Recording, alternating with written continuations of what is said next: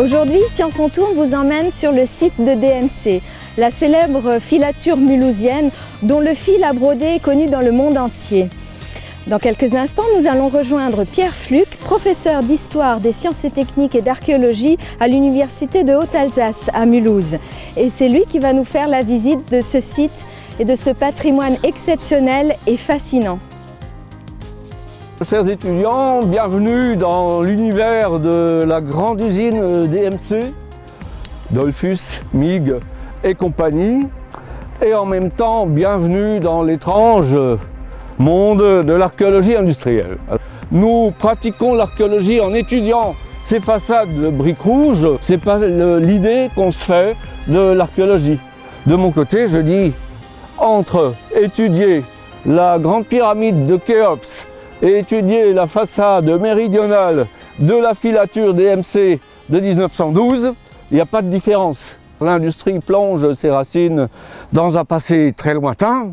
Si on donne des qualificatifs pour définir ce que c'est que l'industrie, on s'aperçoit qu'elle est pratiquée bien avant la révolution industrielle, telle qu'on l'entend, telle qu'on l'enseigne, qu'elle est pratiquée à l'époque de la Renaissance, au Moyen-Âge et dans des temps plus anciens encore. L'usine DMC, c'est une ville à part entière, c'est une ville dans la ville, puisque nous nous trouvons dans la ville de Mulhouse, c'est un quartier qui fait 25 hectares ou davantage, qui est caractérisé par un urbanisme composé de bâtiments les uns en élévation, qui ont l'air de grands cubes ou de grands parallélépipèdes allongés, les autres en rez-de-chaussée avec les toits en dents de scie. On pourrait presque évoquer des mers de toits en dents de scie. On appelle ça les sheds, S-H-E-D. On a également des bâtiments tout en longueur avec des toits plus traditionnels qui relèvent d'une période plus ancienne de la construction architecturale de l'usine. Voilà donc une ville dans la ville avec son architecture, avec ses communications, ses voies, ses rues ou ses avenues qui se coupent à angle droit. C'est presque le plan d'une ville américaine. Voilà donc DMC au fait de sa splendeur. C'est l'état, disons, au milieu du XXe siècle. Vous voyez qu'en 1864, sur cette lithographie, le paysage industriel de l'ancienne usine DMC ne ressemble pas vraiment à ce qu'il est devenu lors de l'énorme phase d'accroissement de l'usine à partir de la charnière entre le 19e et 20e siècle. L'entreprise DMC est née en 1800 par un tout petit moulin au bord de l'eau. Un moulin au fil de l'eau, c'est-à-dire une roue hydraulique qui actionnait un mécanisme, c'était pour ennoblir le tissu. On appelle ça, traditionnellement, on appelait ça des usines. Une petite usine au fil de l'eau. L'eau, c'est un canal qui est dérivé d'une rivière issue des Hauts-de-Vosges, la Dollère, et un canal qui s'étire sur une vingtaine de kilomètres en longueur et qui va traverser la ville de Mulhouse. Et sur ce canal, tout au long de l'histoire, c'est un dénominateur commun pour l'installation de production manufacturière parce que tout au long de l'histoire, s'y sont greffées des petites usines, ce qu'on appelait à l'époque des moulins. Et au moment du boom de l'industrie textile à partir de la fin du XVIIIe siècle, certaines de ces petites usines sont devenues de grandes fabriques textile, la plus importante est DMC. Si on étudie le développement dans l'espace et dans le temps de DMC, c'est comme un gigantesque organisme, comme un être vivant qui s'accroît, des parties disparaissent, d'autres parties de cet organisme se construisent, s'édifient et se structurent et on aboutit à la version finale qui est sur cette peinture. La façade sud de la filature, c'est la quatrième, dans l'histoire de DMC, c'est la quatrième filature en date, parce qu'on a la filature 1, la 2, la 3, c'est la quatrième. Et à partir de 1901, on s'est mis à construire des bâtiments dans ce style-là, avec des gigantesques fenêtres, des façades tout en briques rouges. Une filature contient évidemment des métiers qui produisent du fil.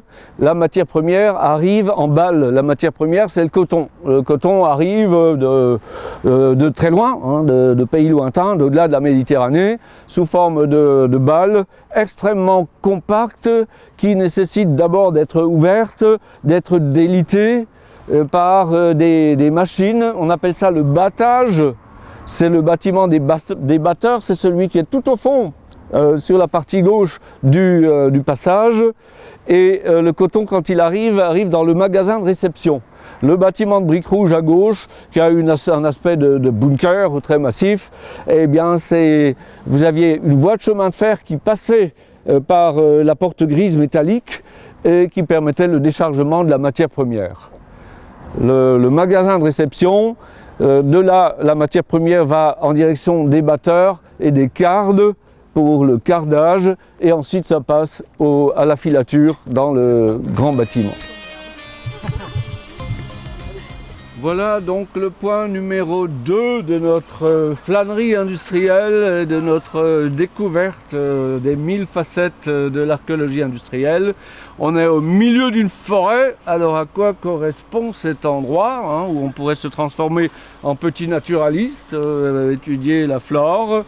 Eh bien, c'est pas autre chose que le vestige du jardin anglais de messieurs Dollfus, Meek et compagnie. Lorsqu'on examine les lithographies anciennes, on aperçoit des bâtiments d'usines qui ont disparu du paysage aujourd'hui. On aperçoit sur le côté de ces bâtiments un étang flanqué d'un certain de rideaux d'arbres. Nous, on est exactement ici, sur le bord de l'étang. De l'autre côté, donc à l'arrière, derrière nous, se trouvait une ferme de style chalet suisse avec ses dépendances, et vous aviez autour de cette ferme veaux, vaches, cochons couvés. Vous avez le troupeau qui paît sur de grasses prairies alentour. Et voilà ce que représente l'usine au XIXe siècle pour les grands patrons. C'est les bâtiments de production prestigieux, le jardin anglais, éventuellement le jardin à la française ou le potager, et la ferme pour apporter des produits frais au petit monde des ouvriers de l'entreprise, ou même des matières premières qui peuvent être utiles à la fabrication. Voilà la station suivante de notre itinérance. Tout à l'heure, nous étions dans le jardin anglais des patrons. Nous avons cheminé ensuite sur 300 mètres, 350 mètres le long de ce qu'on appelle l'allée des platanes, qui n'est pas tracée au hasard, mais qui jouxtait à l'époque ce petit cours d'eau qui apparaît sur cette lithographie aquarellée. C'est une figuration qui fait partie d'une collection qu'on appelle les manufactures du Haut-Rhin. Ça remonte quand même à 1822 ou 1823, c'est une image assez ancienne qui nous montre ce petit canal. C'est celui dont je vous parlais tout à l'heure, qui est une dérivation de la Doller, donc une rivière venue des Hauts-de-Vosges, une dérivation qui portait le nom savoureux de Steinbächlein, le petit ruisseau des pierres. Nous d'ailleurs, le quartier de Mulhouse s'appelle Pierrefontaine, tire son nom. Alors ce Steinbächlein, si on regarde l'image suivante, il apparaît ici sur cette représentation. Ça, c'est une gravure du début du XXe siècle, je crois vers 1902, qui est toujours orientée dans le même sens, c'est-à-dire la chaîne des Vosges à l'arrière, la colline de Dornach, le môle occidental de l'ancien DMC, celui d'avant 1900, le jardin anglais où nous étions qui est figuré ici, et le môle oriental de DMC, celui de l'ancienne filature et de l'ancien tissage que nous allons découvrir dans quelques instants, ces deux môles étant réunis par une sorte d'isthme étroit qui est tout simplement le tracé de ce canal du Steinbächlein qui va ensuite poursuivre son cours en direction d'autres grandes usines et jusqu'au centre-ville de Mulhouse. Nous nous trouvons donc à présent aux portes, je dirais, du môle oriental de DMC. On y aperçoit un certain nombre de bâtiments de diverses époques. On voit d'abord une grande cheminée d'usine. Alors elle n'a rien à voir avec DMC, c'est l'usine d'à côté. C'est la filature Frey, F-R-E-Y. Cette cheminée date du début du XXe siècle. Ensuite, un grand bâtiment de briques rouges dans le style que nous avons déjà décrit en parlant de la filature. Et pourtant, ce bâtiment est beaucoup plus récent. Il date de 1931. DMC, à l'origine, était ce qu'on appelle une usine textile intégrée. Elle fabriquait à la fois du fil de coton, donc de la filature, du tissage, du blanchiment et de l'impression sur étoffe. Le but de la fabrication, c'est de faire des étoffes imprimées, spécialité mulhousienne. C'est l'impression sur étoffe qui est à l'origine du décollage industriel en 1746. Donc Dollfuss, Mieg et compagnie ont fait de l'impression sur étoffe, mais pour se procurer la matière première, ont assuré eux-mêmes le tissage et pour avoir les fils à tisser, la filature en amont. Il s'est produit une sorte de mouvement de bascule dans les années 1880. Où DMC s'est mis dans l'idée de fabriquer du fil à broder. Le fil à broder est un fil assez épais, donc les fils sortis de la filature ne conviennent pas. Il faut les assembler à plusieurs et les tordre ensemble pour faire des fils plus épais. C'est ce qu'on appelle le retordage. Ça se fait dans des bâtiments d'usine qu'on appelle les retorderies. À la charnière du 19e et du 20e, DMC a abandonné le blanchiment et l'impression pour se concentrer sur le retordage pour fabriquer des fils à broder et ensuite l'ennoblissement de ces fils à broder, c'est-à-dire la teinture, leur donner le soyeux qui est demandé par les clients. On appelle ça le mercerisage.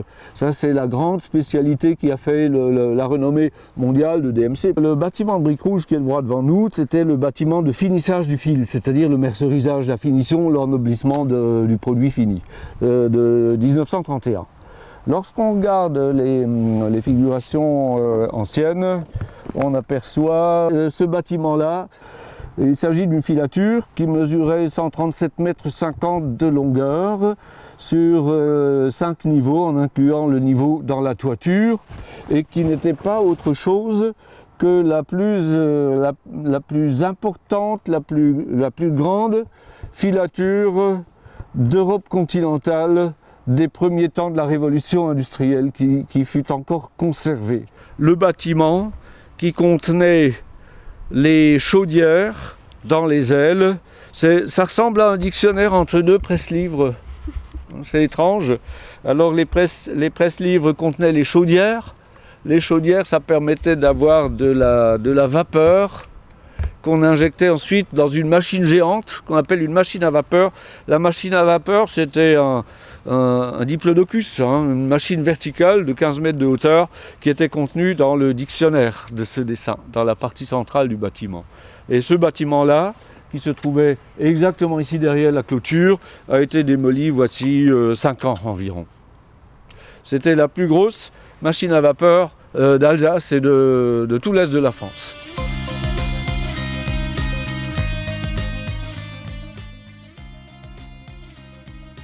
Nous nous trouvons dans un bâtiment qui occupe le coin d'un immense ensemble en rez-de-chaussée, les fameux toits en dents de scie qu'on appelle les sheds, qui était le blanchiment, teinture et après de l'entreprise DMC, édifiée en 1893. Eh bien, ce bâtiment de coin, c'est celui qui constituait le cœur de l'usine, au sens physiologique du terme, c'est-à-dire la centrale d'énergie, l'endroit où était élaborée la production de l'énergie.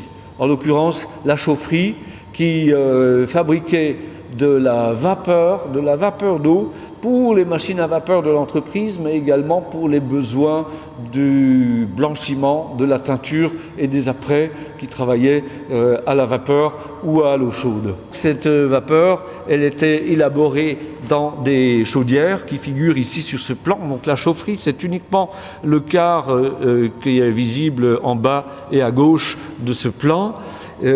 Qui nous montre une sorte d'organisation ostentatoire ou symétrique de l'espace qui est assez remarquable, avec au centre la base carré de la cheminée de 60 mètres de haut, qui mesure, le carré mesure 7 mètres de côté à sa base, qui trône au centre d'une série de 6 chaudières d'un côté, 6 de l'autre, dont 4 étaient encore en construction au moment où le dessinateur a élaboré ce plan.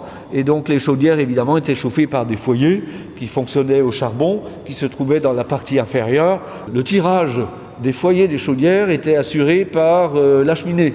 La hauteur de la cheminée permettait d'obtenir un feu d'enfer pour avoir le chauffage optimal dans cette installation. Alors, ce qui est intéressant, c'est les façades carrelées, vernissées de ces chaudières, et tous les détails, la robinetterie de cuivre, les inscriptions, le bas-relief sur les plaques de fonte qui montrent la plaque du fabricant. Société alsacienne de construction mécanique.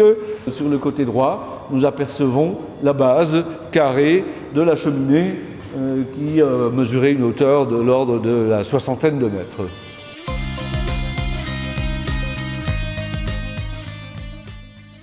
Nous trouvons ici, dans un autre espace arboré du petit empire DMC, un deuxième jardin un peu anglais comme celui que nous étions précédemment, au centre duquel se dresse ce bâtiment qui date de 1886 et qui est le réfectoire et en même temps salle des fêtes de l'entreprise. Vous savez, une grande entreprise comme DMC qui occupait 5000 ouvriers, eh bien c'était une petite société, une société en miniature, et les ouvriers venaient manger en apportant leurs aliments. 4 cuisinières s'occupaient de cuire, de faire les repas. Et ces 2 ailes de l'étage du bas hébergeaient 2 cantines de 600 couverts chacune. Au premier étage se trouvaient les salles des fêtes, parce qu'une entreprise, on y travaille, on y produit, mais pour que ce peuple des ouvriers et de leurs contremaîtres et de leurs ingénieurs soit une société soudée, eh bien l'entreprise se donnait une culture et ces gens se retrouvaient plusieurs fois dans l'an pour célébrer des événements festifs, avaient le sens de la fête. Nous avons ici, au premier plan, on pourrait dire un bras mort du Steinbechlein. À l'arrière, une usine de briques rouges. Elle avait comme fonction d'héberger les ateliers de construction mécanique. Des voies de chemin de fer pénétraient à l'intérieur de cette usine de construction mécanique. Le rez-de-chaussée hébergeait la serrurerie, le rabotage, les plombiers, la forge, les ferblantiers, le gros tournage, le montage, la réparation de locomotives et de wagons. Au premier étage, nous rencontrons l'affûtage, le décolletage, le tournage, le montage, le fraisage, le taillage et les peintres et les bureaux. Au second étage, le magasin de pièces détachées, l'ajustage, le modelage, le magasin de modèles, la menuiserie, le tournage sur bois et les archives. Voilà tout ce qui était hébergé dans ce bâtiment qui, à l'heure actuelle, connaît une nouvelle vie. Et cette réappropriation, qu'on nomme reconversion, peut revêtir des facettes extrêmement variées. Nous avions vu la filature de 1912 qui a été transformée en une entreprise qui fonctionne, qui est une entreprise de matériel électrique. Le bâtiment de réception des cotons 1912 et le bâtiment des batteurs hébergent les rotatives respectivement et les bureaux de l'entreprise l'Alsace, le journal. Ce bâtiment de construction mécanique, depuis 2 ans, fait l'objet d'une appropriation, et ça c'est très intéressant, d'une appropriation par des artistes, des artisans d'art, des photographes, des plasticiens, des designers, qui se sont regroupés pour mutualiser l'espace et pour mettre en commun un certain nombre d'infrastructures qui peuvent être utiles à leur activité. patrimoine qui a été laissé un peu, pas à l'abandon, mais qui a été laissé un peu mis de côté pendant plusieurs années. On tente de remettre de la vie dans ce bâtiment grâce à Motoko. Alors on a commencé par remettre de la vie avec les artistes, parce que c'était les premiers qui voulaient reprendre de Paris pour pas trop cher, avec quelques vitres cassées, avec le moins de confort possible, pas d'eau potable. Et de faire un lieu qui s'appelle aujourd'hui ce qu'on appelle un tiers-lieu, c'est-à-dire que c'est pas chez vous dans votre famille, c'est pas chez vous au travail, mais par contre c'est un endroit où vous pouvez vous exprimer, qui est un besoin primaire chez l'homme. C'est-à-dire que vous mangez, vous buvez, vous dormez, mais il faut aussi qu'à un moment vous puissiez aussi vous exprimer, vous pouvez aussi créer, fabriquer des meubles, faire à manger, dessiner, peindre, faire des sacs à main, travailler le cuir, faire de la couture. Donc ça c'est un ancien hall industriel. Sur 2 autres étages on a des ateliers d'artistes. Au premier on a donc que des ateliers qui sont fermés. Donc chacun a droit à son espace pour un prix modique. Et le deuxième étage est un étage qui ressemble à peu près à celui-là, qui est plus en open space. Du coup, avec des moyens de confort qui sont un peu plus restreints. Il n'y a pas forcément d'eau potable, il y a un peu d'électricité, ce qui permet en fait aux gens de pouvoir s'exprimer. Malgré tout ça, on a une très faible connexion à Internet, mais on a régulièrement des demandes de gens qui veulent venir s'installer ici. Pourquoi ? Tout simplement parce que c'est un endroit où vous pouvez être vous-même, vous pouvez vous exprimer, et puis vous pouvez rencontrer d'autres individus.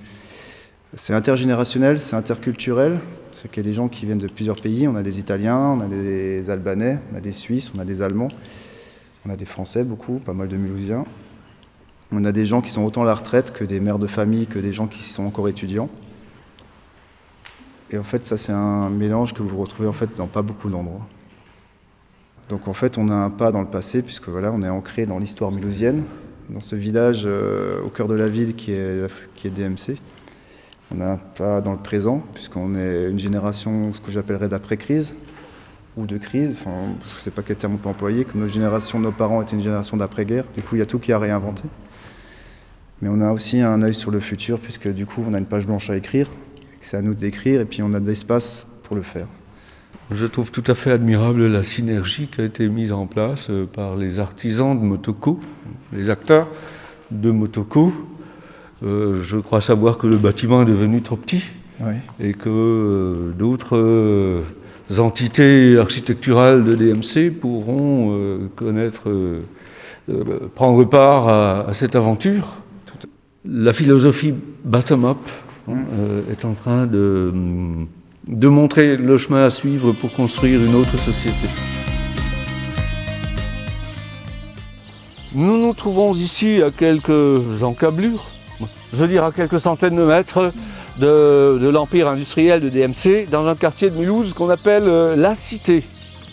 Alors la Cité, c'est une cité ouvrière évidemment, ce qui nous permet d'ouvrir le grand thème de l'habitat ouvrier. Vous savez, au début du 19e siècle, les ouvriers vivaient dans une misère absolue. Les uns, pour joindre leur lieu de travail, en partant de leur domicile, marchaient plusieurs heures par jour. D'autres habitaient dans des conditions misérables, dans des taudis chez l'habitant. Eh bien, les industriels qui sont en même temps humanistes, étaient éduqués dans la religion calviniste et philanthropes, avaient comme souci d'amoindrir ces conditions de vie sociale absolument déplorables et d'apporter quelque chose pour améliorer la vie sociale de leurs ouvriers. Il se trouve que l'un des patrons les plus en vue de la société industrielle, il s'appelait Daniel Dollfuss Haussay, dans les années 1840 avait effectué un déplacement au Royaume-Uni et il a découvert là-bas des cités ouvrières composées d'un certain nombre de cottages. Et il s'est dit, ça m'intéresse, je vais me procurer les plans ainsi que des devis, savoir combien ça coûte, et je vais proposer ça à la société industrielle de Mulhouse. Et il revient à Mulhouse et il organise une sorte de concours d'idées pour créer un habitat social décent pour la vie des ouvriers. Celui qui emporte le concours, c'est également Dollfuss, donc l'entreprise Dollfuss Mig et compagnie. Il s'appelait Jean Dollfuss et il crée la société mulhousienne de construction ouvrière, la SOMCO, en disant nous allons créer une cité ouvrière en partant de l'héritage des idées des Anglais, mais en les adaptant parce qu'ils avaient également des initiatives innovantes. L'innovation vient ici de ce qui a été appelé le carré mulhousien. Alors le carré mulhousien, il se voit sur ce plan, qui est un plan de la cité ouvrière de Mulhouse, la construction a commencé en 1853, ça s'est échelonné sur une trentaine d'années. Eh bien, ça c'est aussi régulier qu'un motif de tapisserie. La maille élémentaire, si vous voulez, la molécule constitutive de ce motif, eh bien, c'est un carré de jardin au centre duquel se trouve une maison avec un toit à 2 pans, on appelle ça un toit en bâtière. Chacune de ces maisons étant divisée en 4 parties, donc on a 4 quarts de maison, chaque quart est attribué à une famille ouvrière. L'ouvrier donc s'occupe en même temps de son jardin, ce qui le prémunit ou le préserve des tentations de passer la nuit au bistrot et de rentrer ivre à la maison. Il est clair en même temps que l'ouvrier qui dispose d'un habitat décent, et de meilleures conditions de vie et d'un petit jardin sera plus productif pour l'entreprise qu'un ouvrier miséreux qui vit dans des conditions sordides. Or ce motif à maille carrée, on a appelé ça le modèle mulhousien. Ça a été ensuite reproduit ailleurs parce que cette cité, qui est la plus grande cité ouvrière d'Europe continentale, a servi de modèle par la suite à de nombreuses cités dans les villes textiles de différents pays de l'Europe. C'est la raison pour laquelle on vient d'Italie, de Hongrie, d'Australie, de Nouvelle-Zélande, pour voir la cité ouvrière de Mulhouse, qui est la chose à voir absolument, quitte à faire le déplacement spécialement pour voir ça, tellement ça a été innovant dans l'histoire, et tellement l'exploration de cette ruche, c'est une véritable ruche, cette cité ouvrière, eh bien c'est un voyage dans la vie sociale des gens. Parce que l'autre grande originalité mulhousienne, c'est l'accès à la propriété qui a été offert aux familles ouvrières au bout de 15 années de location. Cet accès à la propriété, évidemment, les ouvriers sont devenus propriétaires de leur quart de maison et se sont mis à construire sur la parcelle de jardin un préau, un abri, une gloriette, au XXe siècle, dans le second XXe siècle, un garage, ou alors se dire j'ai besoin de plus de place, je rehausse ma maison d'un étage. Et on a donc toute cette évolution qui, à partir d'un motif géométrique strictement régulier, eh bien, aboutit à quelque chose de totalement disparate, mais qui est en même temps une exploration de 150 ans de vie sociale des gens. Et c'est en cela que c'est une démarche d'archéologie, d'archéologie industrielle, que d'arpenter ces petites ruelles qui sont appelées des passages réguliers aussi, comme un motif de ville américaine, bien de les arpenter à la découverte de l'évolution d'un quartier ouvrier à travers 150 ans d'histoire.